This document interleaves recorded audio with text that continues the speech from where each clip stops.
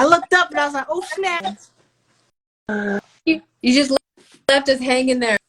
Well, I was so proud because I called my daughter and I'm like, so I go on Insta and I just went right and I've been out here all early, making sure I'm just I'm a newbie. This is my first time live like this. So yeah, I'm so excited. God. Oh my God. Fabulous. Oh my God. You look fabulous. Soul sisters come together in a safe space. Oh my Yes. God. Look, and I brought my little tools, a little ting shot to open our container. So she's such a shaman.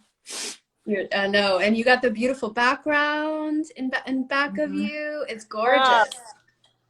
It's showing me how when you really are wanting to share something and your intention is to do it, the technology, you prepare, you try to be a few minutes early, so not, sloppy, but trusting that what's going to come across needs to come across. So this is medicine in action.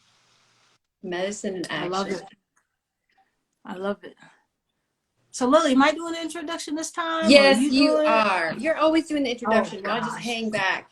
You go be your cool self, moderator. What is going on, everybody? Thank you for joining us. We're having a conversation with a beautiful soul sister, Nadege, and of course, Lily. And the whole conversation is really going to be about like plant medicines and like when you kind of realize it was a time to go deeper. One of the questions that we were asked from a previous live was like, it's like scary, but like what makes you just continue to keep doing it and kind of keep peeling back the layers and really begin to understand yourself on such a deeper level so that you can, live the life that you've been always wanting to live, feel the way that you've been wanting to feel, all of that. So we're just going to dive in. It's not scripted. You know what I'm saying?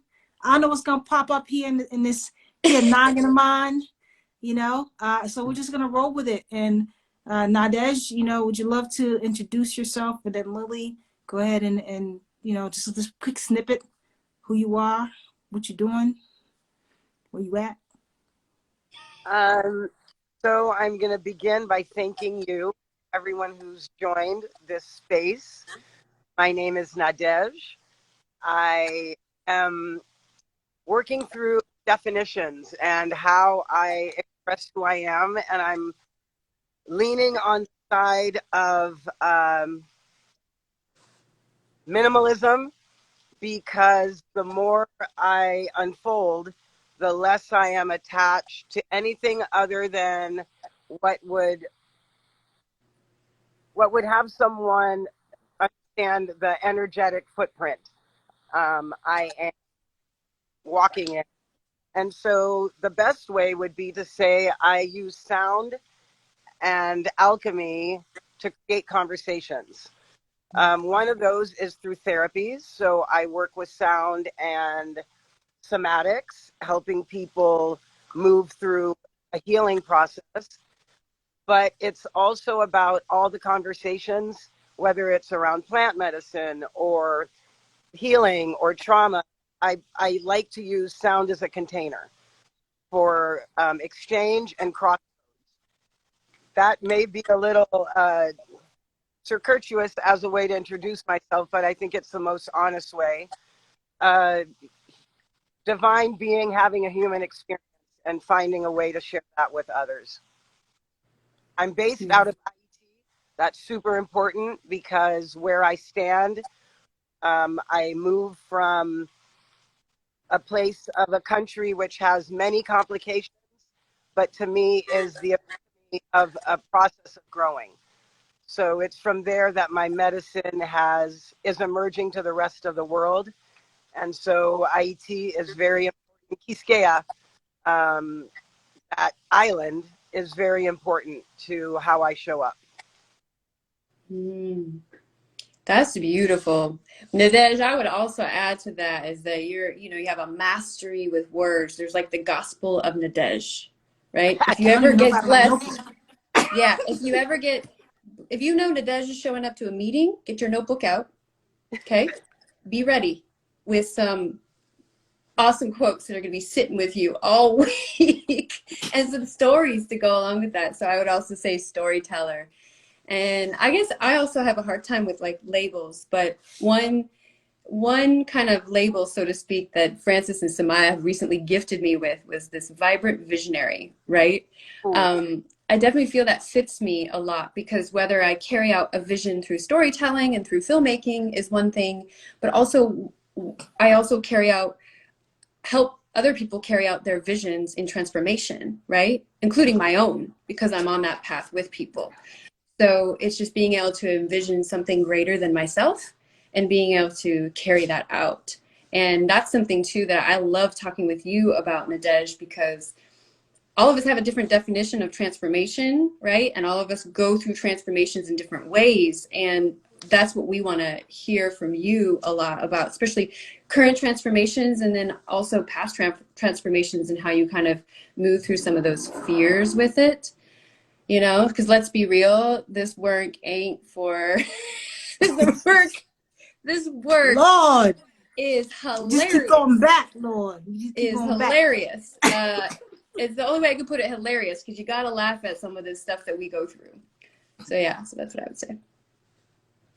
Yeah, and Go. go ahead. Um, the notion of being a weaver, as you were, so a storyteller to me. So definitely in my definition. In fact, I just went and moved from sound bender because at times it's more of a bender, playing with spaces and moving energy, but overall it's a sound weaver, taking different strands and using them to express a path. And so weaving is a beautiful way of storytelling. And I know you are a storyteller. Um, I've seen how you use humor and lightness to talk about where there is shadow also. And if one stands and holds shadow, to move through it, one has to be ready to walk in your courage. And that comes from the heart, which is a slight nuance from bravery, which to me, if I were to identify it by body, it comes more from a solar, that bravery, but the heart is the courage. The etymology is root, is your heart, is Latin. Moving through courage and vulnerability is part of that process. That's the growing. Mm. I love Yeah. that. I love that. So, and I'm Francis, clinical therapist, now doing plant medicines and guiding folks on journeys and bridging the clinical with the spiritual world. So that's it. That's all I got for y'all. But Nadege, so I'd love to know, like, and you've been in this, doing this work for quite some time. Like, this is nothing new to you. And as you continue to make and do the work, like, and like Lily said, a lot of this work is like, it's challenging. It's challenging. And I'm curious to know, like, what keeps you going to do this work, to like meet with the plants, to experience the plants the way that you done, and to really step up to the plate. Step up to the cup. Get up and walk and get that cup. Ain't nobody coming to you to give you no cup. Sorry, guys. There might be some inside jokes about the plant medicines if you've never experienced them. But if you have Inside any questions in shaman, the chat, inside shaman jokes. if you have any questions in the chat, please drop them about plant medicines. But go ahead, Nadege. Well, my path to the medicines has been a long one. I was introduced to, whether it be San Pedro, ayahuasca, the more intense medicines. I heard and read about them in college years ago. Something about my path made me know that there was a lot of work I need to do internally before coming to the medicine. For some people, it is the introduction with the medicine that opens their path. I think that's a really important, how you get there is your own journey. And I find now so many people are leaping, and that leap is beautiful. But I feel the more you have worked about your relations with all plants, with yourself, the more when you do come to the medicine, you are, I believe, better able afterwards to integrate the experience. So in my case, it was really a calling to speak to how the elements interact, to hear another language, another code that could tap into some inner knowing that I had and that I worked on through all the knowable ways. And then there was a leap where I felt called to explore through another lens. And that's what the plant medicine opened up for me. But it was about discovering things I already knew, but hearing it through a voice that's connected to the earth. And that encouraged me to find within the resources, but to be guided by nature. If you were talking about design, you would say some kind of biomimicry, and now you're internalizing it, literally. Everyone doesn't get called. I think you can explore plant medicine in many levels. But if you are called to deep dive, the sacredness that you hold, that relationship is an ongoing one. And the more you have spaces where you can integrate that outside of ceremony, the more you know if we're called to pursue that, or if that one experience is enough. That is so personal. In my case, the Icaros, which are the plant songs, are what have really called me to explore a system, a language, a code, which plants reveal that is from a different, more etheric space. And this is what keeps me, when called, exploring the medicine, but in a daily relationship. I really encourage people, before you explore all the depths of ayahuasca or heavier, more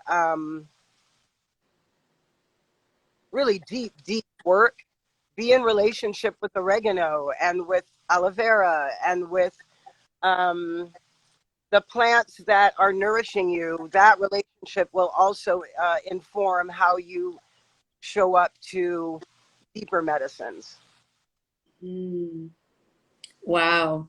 Yeah, you just said so much. That's right. It's like you reminded me that sometimes, we're called to this big, huge transformation that's out there and only in one place in the middle of the jungle, but there's so much beauty that we have access to right now, that we could have a relationship to right now.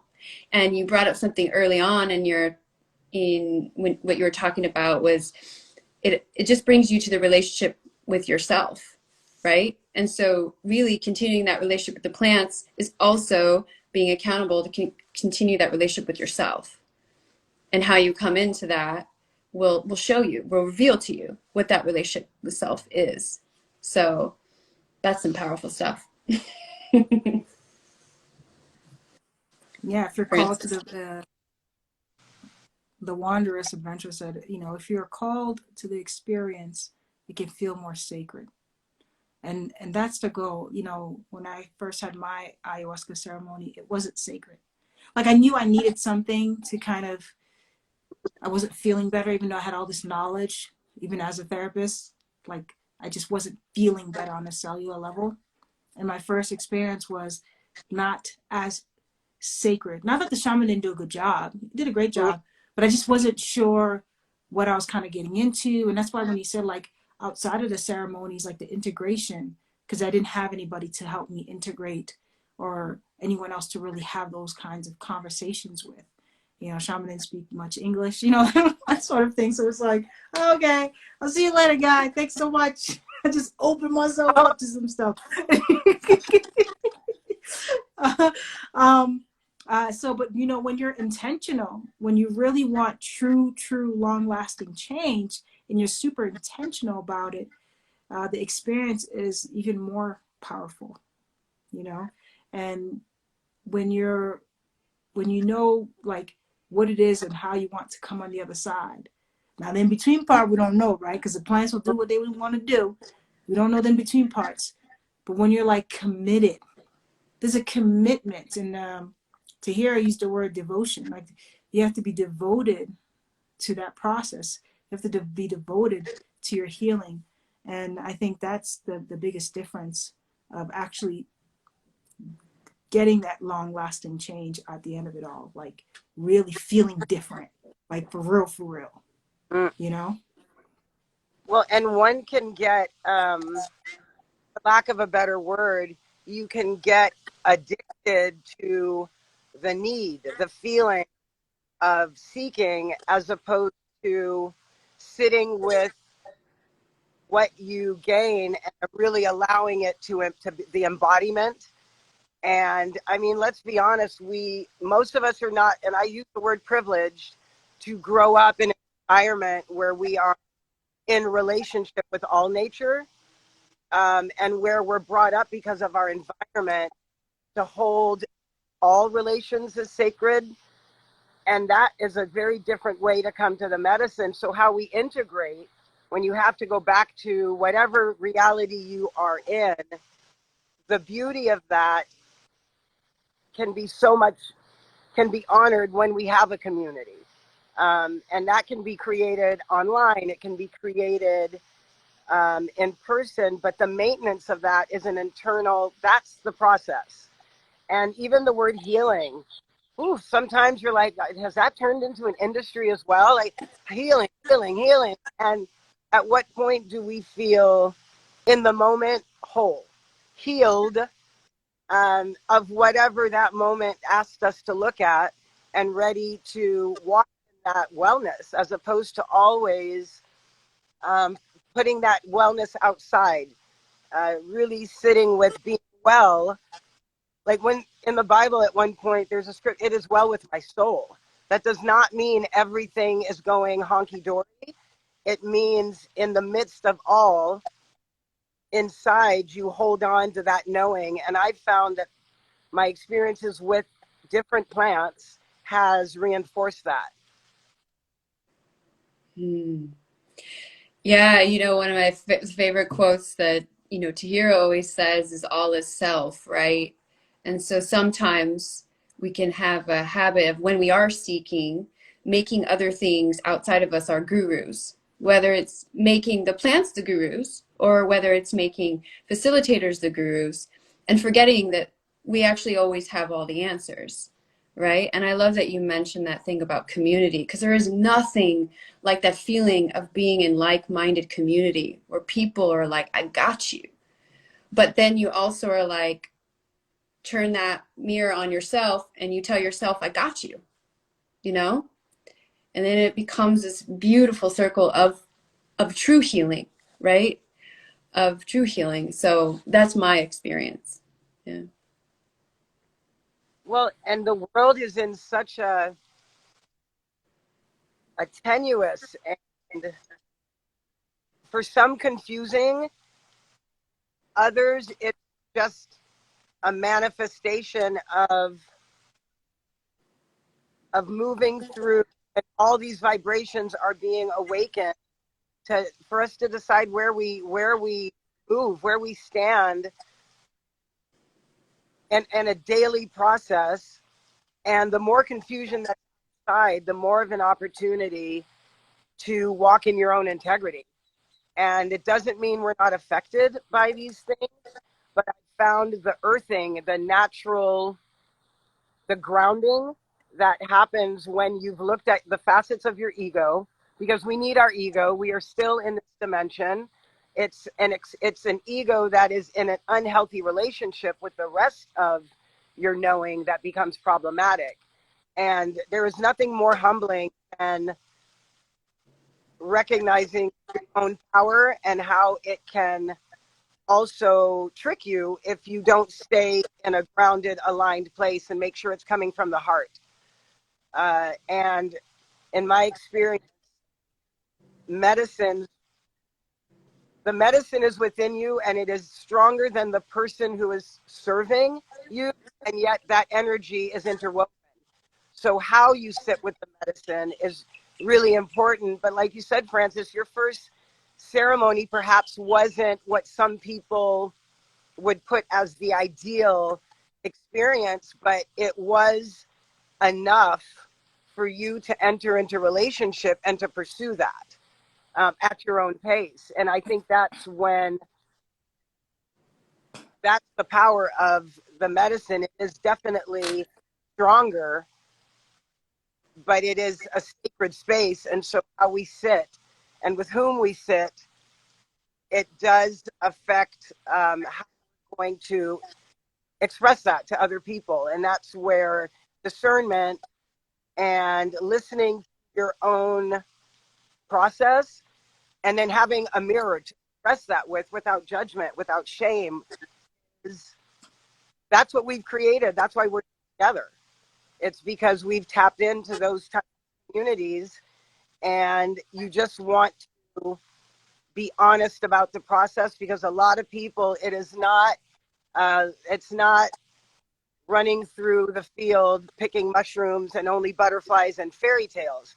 There is that too, but there is also shadow and womb work and honest reflection.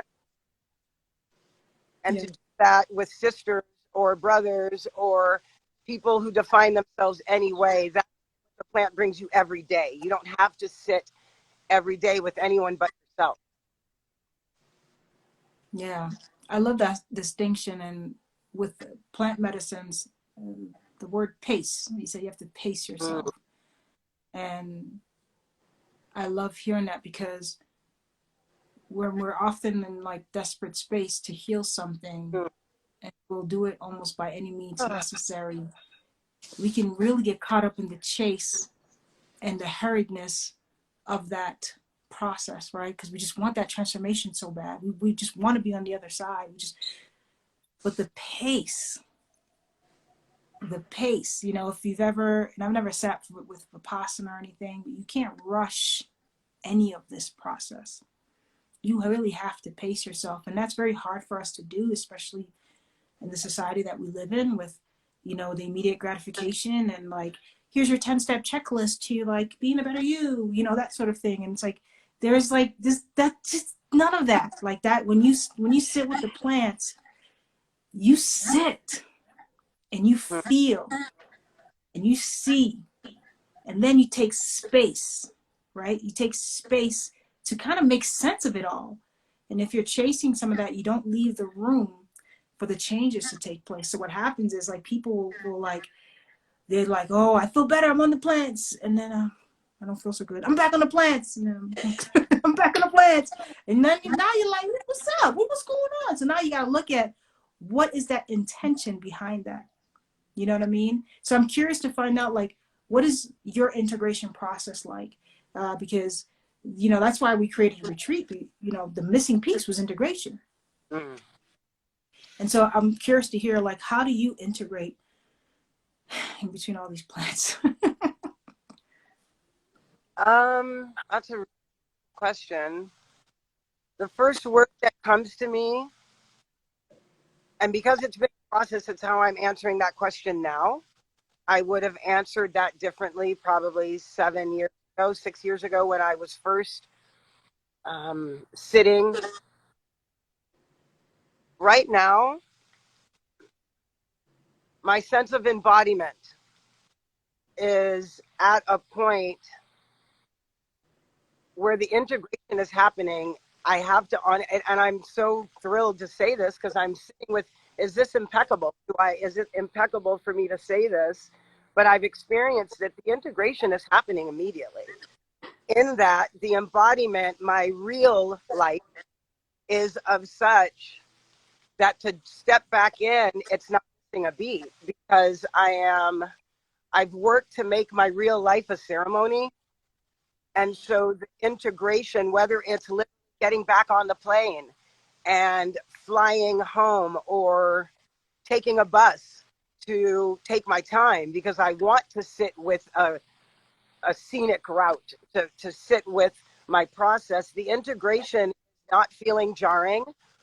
It is no longer, it's not even a thought. It's more of a cohesive feeling of my mind, my heart, my gut, and the way the medicine is moving. The integration is it's like what other lesson is trellised on this knowledge like a vine, that it's so solid in my experience that now the integration is like science. It's confirmation of why I go sit and why I do or don't.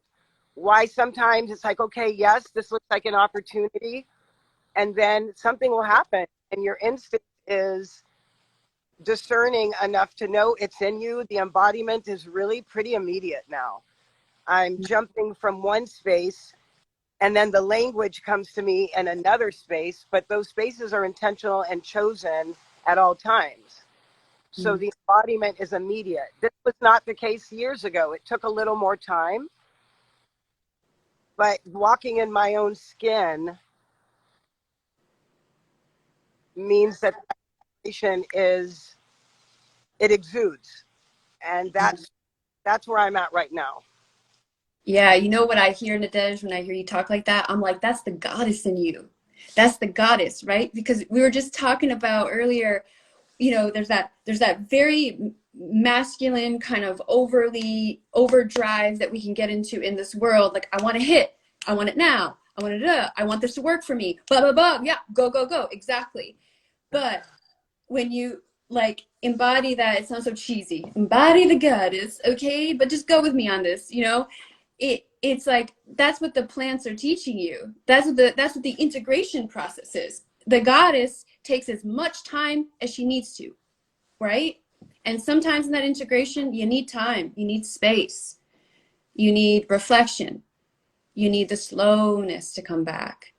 And then when you're embodied in that, like you said, boom, boom, it just comes because you're like that clear channel of the goddess. You're already accepting, you're already trusting, right? And it's a different energy. And it probably, for some people, it's going to take time because we're so conditioned. You know, I'm sure you feel it by just even being in the US for a little bit. Oof. There's a formula, there's a conditioning, there's noise, and it can pull you out of the goddess. Yeah. One thing I wanted to just highlight really quickly is what you said is like your life is already a ceremony. Mm-hmm. You already have rituals and tools. And, you know, one of the questions that we got from our soul sessions today was like, you know, how do I get prepared to sit with these plants? There needs to be some sort of ceremonial ritual within yourself, whether it's like taking a walk, sitting down, slowing down, something that you do on a regular basis that connects you back to you, that brings you back into your body, that takes you out of your head and puts you back in your heart. And it sounds easier said than done, especially when you're kind of like in that trauma-filled state. But we all can take a walk in nature. You know, just 15 minutes in the morning can do wonders. So it's like you already have rituals in place. So when you do sit with the plants and then you have to integrate, those rituals can support you in that integration process, you know, and that's what makes the experience that much more powerful versus coming in there kind of like just without any kind of connection to whether it's like having a conversation with a therapist or somebody, a mentor or something. Like if you just come in there and you're hot, you know what I mean? You're coming in there hot, that's gonna be a tough experience. I'm not gonna lie. You coming in hot, you know Coming what I in mean? hot. You know, so it's so crucial to have ceremony with yourself, you know, whatever that looks like for you, whatever that makes you feel good, centered, grounded, you know. Well, having that container, and for me, that container is sound. This is my toolbox. And each of us has something that we are. I knew from like birth that this lifetime was about a certain kind of mastery. I say that with all humility because it's a lot of work to even dare use the word mastery. Um, one has to have a commitment and a discipline. And for me, the container, it's kind of like, I think we've shared this before, being in the Olympics of your life, where as long as you're in that arena, you're carrying your flag. My flag is sound and silence. Those are my colors. That's my vibration. And if you're in that arena any given day, whether you're first, you're second, you're third, that to me is unimportant. It's that you decided to play in that field of your own mastery of self, your own mastery. And when you are in that space, you have to have containers. You have to have tools that permit you to embody, to practice, to step past your comfort level. Some of us are here to be in comfort, and we're people of comfort. Some people are people of courage. And if you're walking in your courage, you're going to be uncomfortable at times. Comfort, we may stay in moments of comfort for a hot minute, but I tend to then push towards or push into, why did I, what am I embodying? And this arena or these tools is how I embody that praxis. And that praxis is your theory and practice mixed into one, praxis. And these are kind of fancy words, but when you really know what the word means, if we're using language, it's to cast spells. It's to use them with as much knowledge to convey wisdom. And so the container that we hold our daily practices is where that medicine shows up. And to share that is such a privilege. And so you don't tell someone, yeah, you should go drink. For me, it's more like providing information and a platform when someone is called to be like, yes, this is why I've worked with psilocybin. This is why you would work with Syrian rue. This is why you would work with cannabis. How can you work with all these medicines? It is not only drinking or combo. There's so many forms that you can take in relationship which honor where you're at. And this is why the more knowledge you have, the more that wisdom permeates immediately. Yeah. I love that. I mean, Nandesh just be having just dropping gems, man. I feel Yeah, like we're in a Nadege is master teaching a whole class. class. She's I'm teaching a like, whole what class is right this? now on What Instagram. is Join the this? class now. Bring it, Put my PayPal in the chat. I'm it. hot, and I'm Um, gonna take my clothes off because I'm hot in here. Fuego, fuego, fuego, fuego. What my cousin is in the chat. I wanted to My share, cousin wants to know. we're, so we're talking about archetypes. And for me, what is resonating, and we all are sharing this because we're talking about having done this before, having sat together, swaying under the moon, calling those phases in. For me, this archetype of high priestess, and though I'm like, yeah, I don't like using archetypes more than as a language to express, that going behind, in between the veil, going back and forth, if you are called to that, it cannot be jarring every time. It's going to be a hot mess. It's when you are weaving through that in a sense of embodiment, you almost only use those titles when you're with people to explain the nuance of it, but you're living it. And for sure, that archetype is where I am. That's what I feel I'm embodying right now. It's what resonates with me. It's the ability to hold many secrets and do so with impeccable presence. It's to create spaces of justice and yet not judge. It is to hold harm and acknowledge it without thinking you can fix it. It's such a powerful yet quiet, humbling place to be. That's kind of what is resonating with me as where I'm walking with medicine and being medicine. How I feel about, there's some people, they just show up. And when you work with clients, you know that. You know that if you are creating that container, if you can tap into that space, what you're doing is the attention, but is the intention. Jonathan Goldman talks about intention. Jonathan and Andy Goldman talk about intention, attention, and vibration equaling healing. And so your intention is what you bring, your heart space. Your attention are the tools that you're using, things you are doing. And the vibration is the frequency with which you are approaching every single thing you do. And when those align, your language changes from, it gets more subtle, because people talk about like vibrating higher, but when you understand vibration, sometimes you go low. Sometimes the vibration is tapping into your hertz, which means your lower vibrations are going to drop you into a delta frequency or a lower resonance. It's your voltage that has to go up and down. Your voltage is what increases, but your frequency is constantly going to be changing to honor whatever circumstance you're in. And for me, when I go sit, it's to reboot my voltage. And I don't have to sit every day. I don't have to charge in. Source is internal.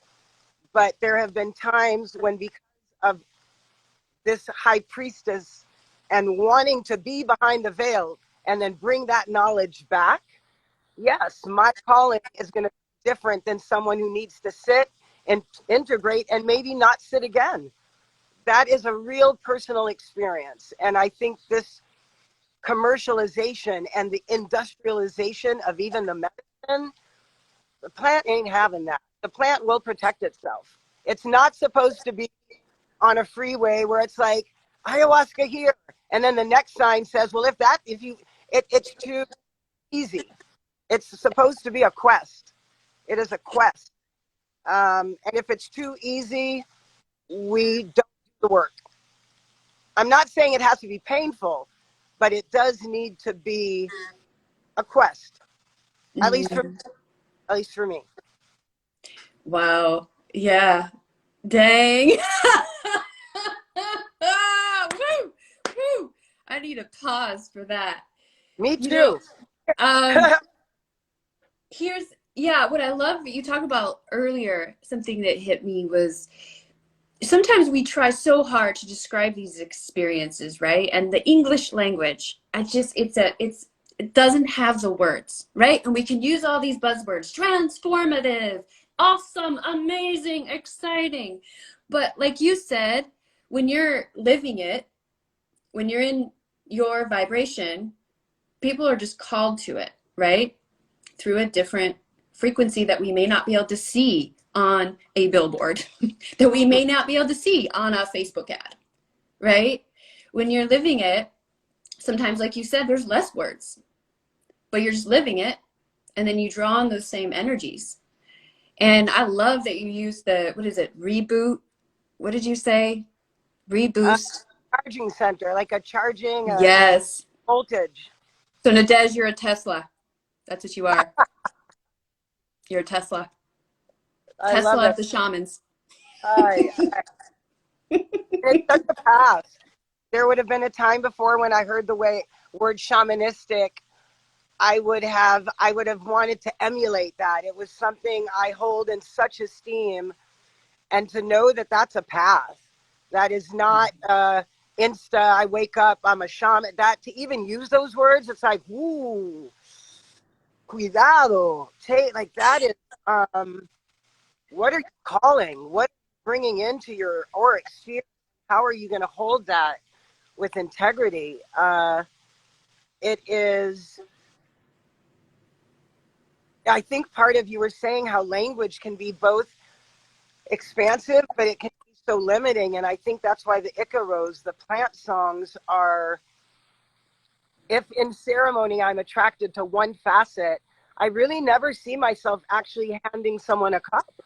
I'm very clear in this path. I think I am more called to be a translator or a voice of the sounds of the medicine, of the songs, which honestly I can integrate into my healing sessions with my instruments.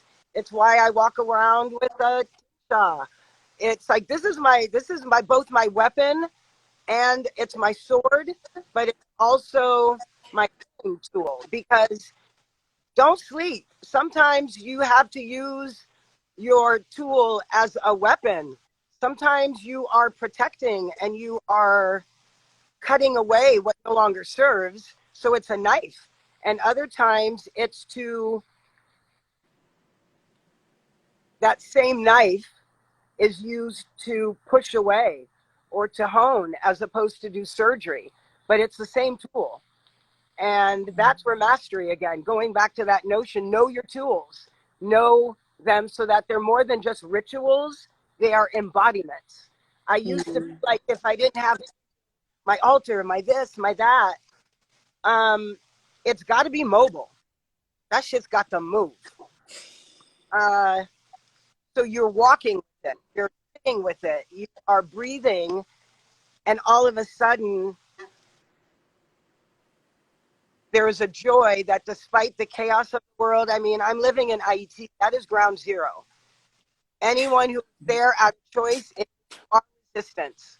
And I say that not resistance as in pulling back, but resistance against losing your humanity. Resisting the pain, the grief that happens when you see people beating themselves up on a national, international level.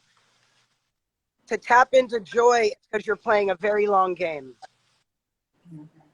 And it's from that source. That's what the medicine does for me. It is tapping into my joy so I can hold and sit with my grief and place it. Grief is love that has nowhere to go. So if you can give it some direction, it doesn't have to stay in a place of grief. It can transmute into another energy that feeds you instead of just like draining you. Yeah. I love how you said that this journey is a quest. It really is like a hero's journey, you know? And when we look at it that way, and it is a long game, but it doesn't mean that just because it's a long game doesn't mean that it's going to be like a long and painful game, you know? We do have an option once we like figure it out. Once we have like the feeling, the words, and everything kind of starts aligning, we go through an acceptance phase, right? And we accept the role that we play. We accept the identities that help us kind of like show up in this space, in this world, and the vibration changes once you accept the role that you have in this physical plane. And that's what the plants have done for me. I love that you say identities as plural. They're fluid. They are, you don't have to wear the same outfit every day, but you are walking in your skin.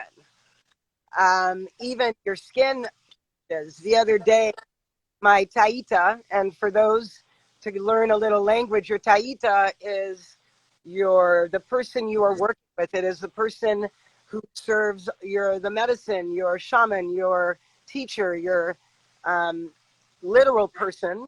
There is that person. And he was explaining, he sent me a picture. He did a master class in one image.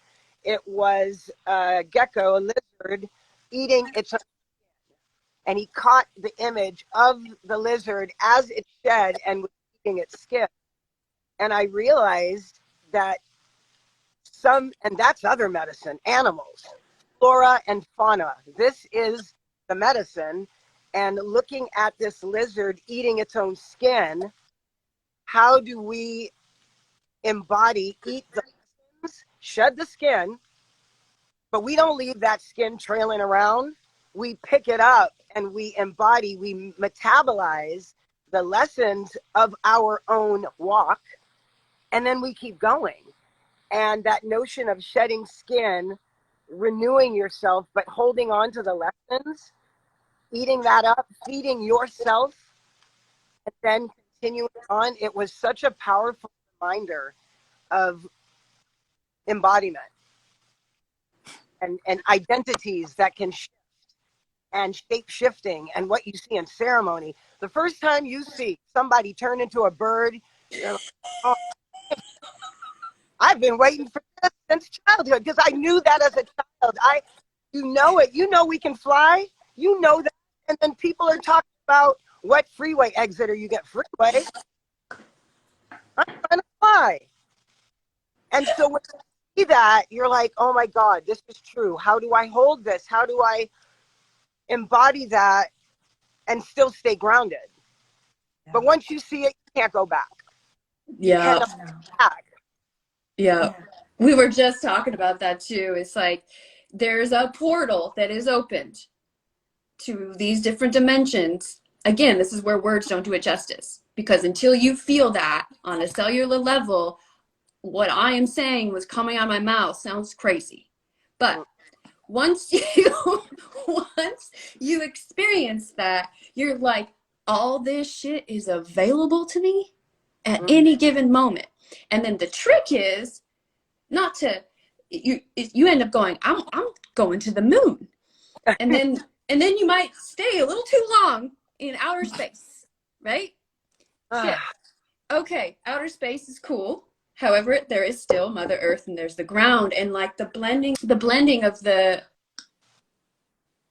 two is like this constant dance, right? Like I love to see life as in a dance, as an adventure, like all the fun things, right? And if I see it like that, I'm much more willing and accepting to play with it, right? And to move with it.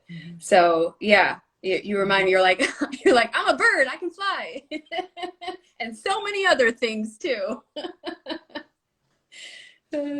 Well, and yeah, this is where, in my relationship with plants and with myself, and with holding that feeling of being in ether, that all-encompassing envelope, I had to realize that grounding was what was going to keep me tethered to showing up. And to do that, I had to become sober. I had to reevaluate my relationship with spirits in order to be aligned with spirit. And it was one of those private, it's actually in a combo ceremony, that my relationship with whatever, a crutch, whether it be alcohol, cannabis, whatever, it can be people. It can be like, what was I attaching to myself to? But particularly if we're talking about spirits, what was I wanting to feel in being high or being outside of myself? And what is the difference between being in that space of one, but having to be grounded so you can trust what you're hearing, what you're seeing, because it's literal connection with all. And to do that, I found that it was the most natural step. It wasn't even, oh, I'm never going to do this, or I'm never going to do that. It was more, what is serving my ability to ground so that I can keep my head and my soul in the ether, but my feet on the ground. So I can show up. So I am lucid in order to try to explain this magic and to embody it. And that was what came to me, these realizations that I then step out of the medicine to go embody. It's a dance that each time something comes clear, and then immediately I have to do it. It can't wait, because it's something I knew, and maybe I just needed that reminder. Yeah, I love that so much, because it's so easy in this world. It is so easy in this world to get pulled into different distortions of things, distortions of yourself, and the shiny things that lure us in, but then we know are keeping us from like the true power, right? And it's a tricky balance. It's a tricky balance, but like you just sound so clear, Nadege. You're like, So clear. you're like, that was fun. That was some fun shenanigans over there. That was cool. But this is 2.0, 3.0, 4.0, whatever right now. So there's that. And I hear that clarity there too. And it's just amazing when that clicks for you, where that's going to send you to the moon and back. On that bird and back. Exactly.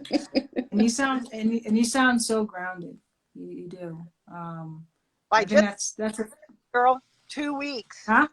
Just came from 2 weeks in I know. the beautiful Dominican Republic. To be on the island of Haiti, it is humans who divided that island into two countries. That is Taino Arawak sacred land, period.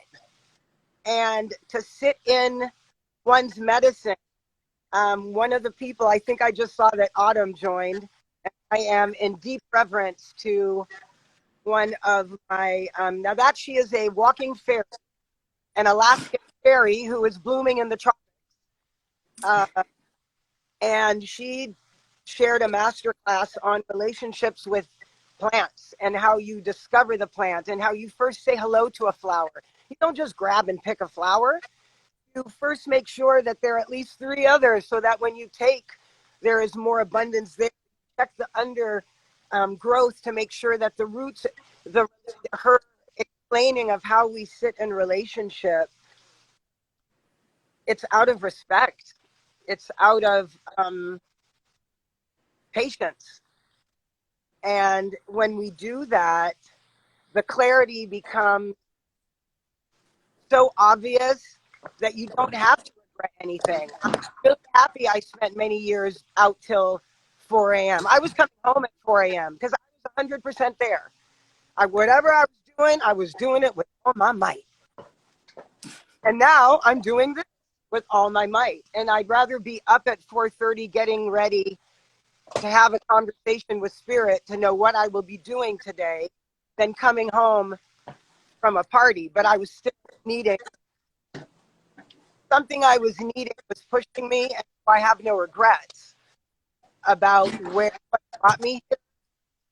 There's no shame. It's really just gratitude that I'm alive.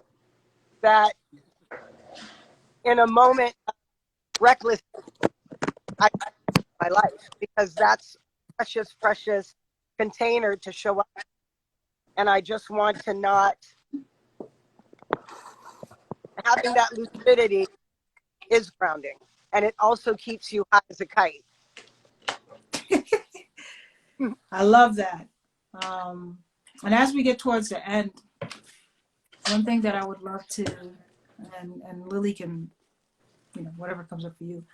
One thing I'd love to leave some of the folks with is like, a lot of people, we already know, like have fears with sitting with the plants. They just like, they have fears. And those who are ready are typically ready because they're kind of fed up with themselves, fed up with feeling a certain way, and by any means necessary is ready to be on this journey to heal themselves. What message do you have for those who are really fearful of sitting with the plants? It's not for everybody, but for those who are considering, because you've seen the ads, you've seen you've probably had a conversation, and you've been searching and researching, so something's keeping you here. Yeah, and plants are talking to you. Plants They're are talking to you, but maybe your fears are also talking to you. So yeah. So those are the folks I'm talking to, but what would you say to them? Well, for sure, the fact that we're on this platform, it is to have that conversation. It is very different than me sitting on the corner of Grand Central with a sign that says everyone should do ayahuasca or everyone should do anything. This is a very focused, dedicated space to have that conversation. So absolutely. I wrote something in speaking with someone. It's just a little phrase, but it has to do with vulnerability and the courage to be vulnerable, and where fear weaves in with the healthy, oh wait, this is serious, fear as a feeling or an expression that can inform us as to what we should be considering and concerned about, as opposed to a place that we stay in that fear. And the quote was, I was thinking about vulnerability in relationship to courage. And it is that vulnerability is not about protecting your comfort zone. It's about honoring and caring for your heart while you move from a place of courage. And so when I think of the medicine, any medicine that you are going to be imbibing, you are going to weave that into your DNA, into your skin, into your pores, it would be to really sit with how you hold being vulnerable.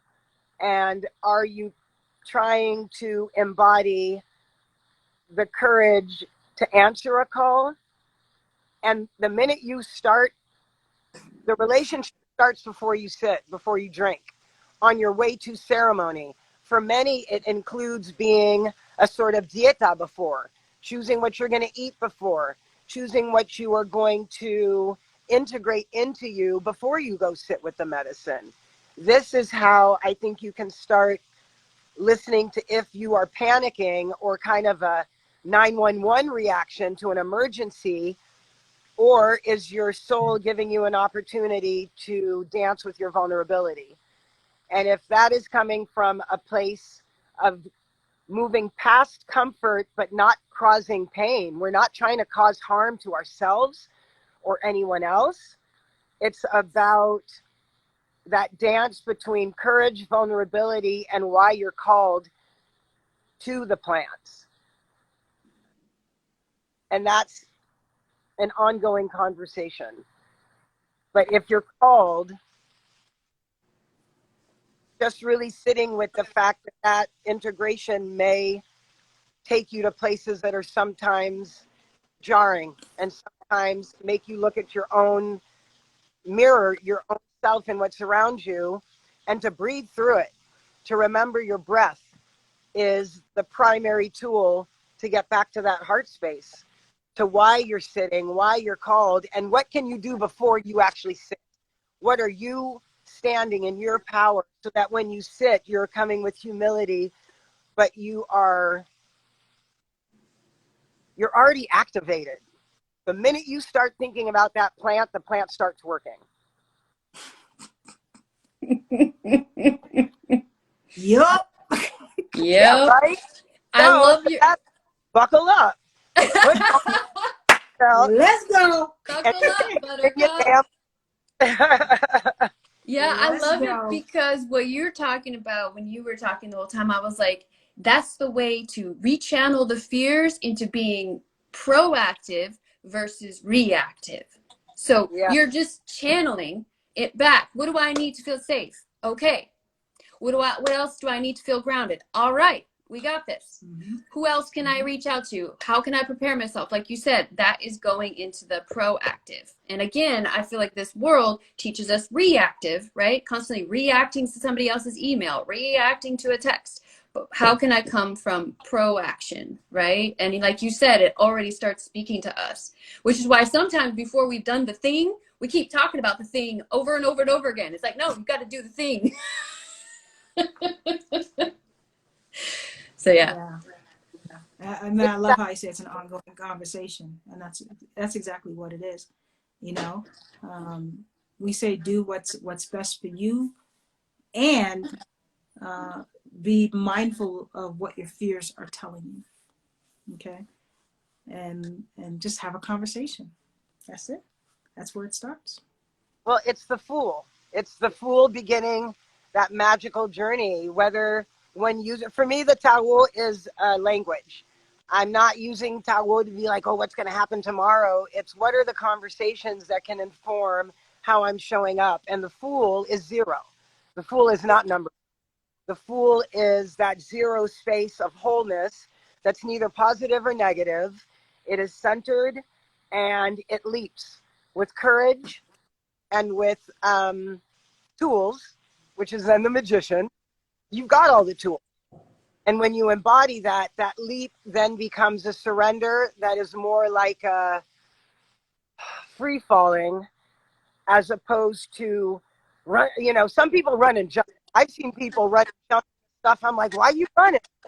It's going to take like me. I'm just like, oh, some people lean in, some people get pushed. Whatever it is, that leap, that release is surrender. And it is not just the Judeo-Christian surrender. It is not, at least for me, that word used to have, I used to have an issue with surrender because it was taught to me as an abandoning of my own knowing. And it is not. It is holding that knowing and then releasing and trusting.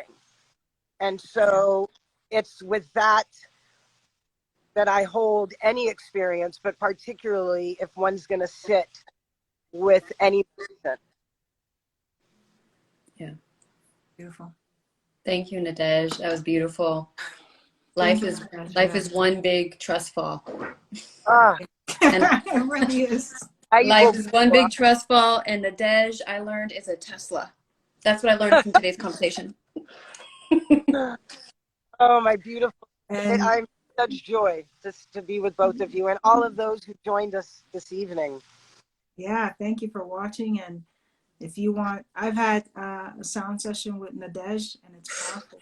So listen, It's not a sound session. It is a sound session and beyond. You know, like Buzz Lightyear and beyond. Like, yeah, I'm still beaming from that session, Nadege. So I really appreciate you and your gift to the world. Yeah, 100%. And for those that are watching, remember we're having our retreat. Early bird pricing ends May 14th. And we go all in August 14th. So all in. Hope to see you there. Yeah. Thank you, Lily. Thank you, Nadege. Allow me to close the container. Yes. I opened it before and then kind of jumped right in. So let us honor with these beautiful ting sha to open and close sacred space. It's a container that you get to carry. These echoes will carry our voices, our intentions, and the beauty of community that the two of you are providing for me and for others. So thank you. I love you. Aibubu, aho, ashe, amen.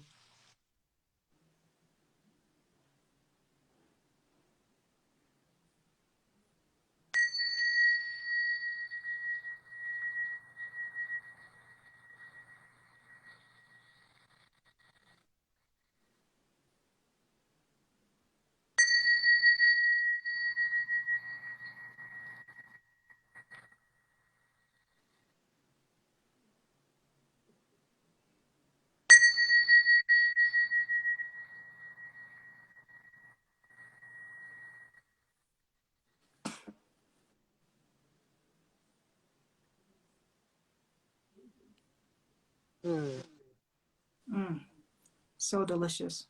So nourishing. So nourishing. Thank you. Love you. Thank you. Good night.